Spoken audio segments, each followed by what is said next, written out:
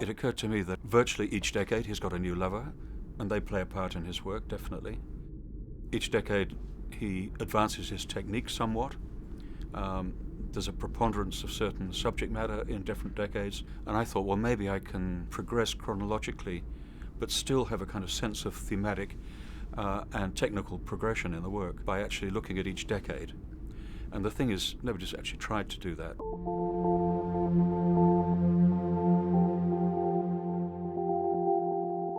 It's a very powerful exhibition in terms of the works. It's literally, each room by itself, is like a small bomb, I would say, in terms of the content itself.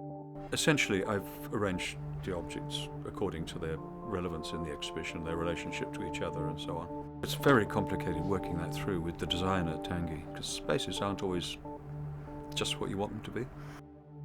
What we usually do is we work with some thumbnail of the artworks, and they are actually scaled to the proper floor plan of the exhibition space. And I sort of pinned them, or blue tacked them, into the rooms. And then TANGUY took that and put it onto a computer program. This is the first time I've ever really placed every object on the computer. Normally I mess around with objects on the wall, but this time it's so tight I've really had to work to position all the works. The studio is really important in Bacon's work. I mean, it's not just a place to go and work. It's where he accumulated all the kind of source material, almost a kind of ritualized site. So we really wanted to create the studio, or a sense of the studio.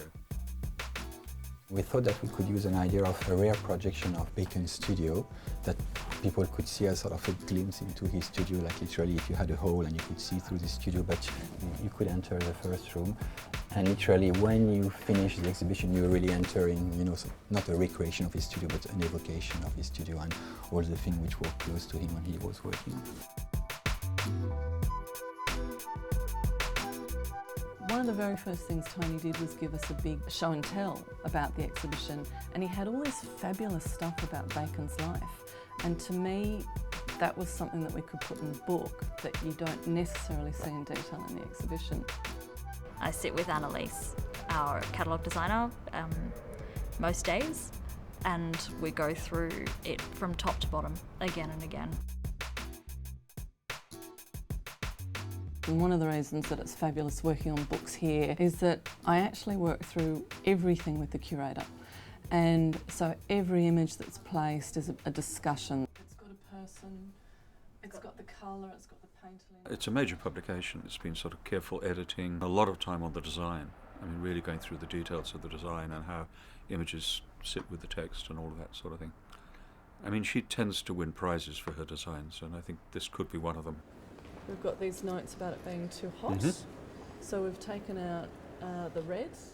We're really fastidious about our colour matching. So we get a digital file from a lender or from a central image body that owns the copyright, and we have no idea whether it's correct. So it's really about looking at the work, working out when it was done, what the other works around that period were, type of canvas, that sort of thing.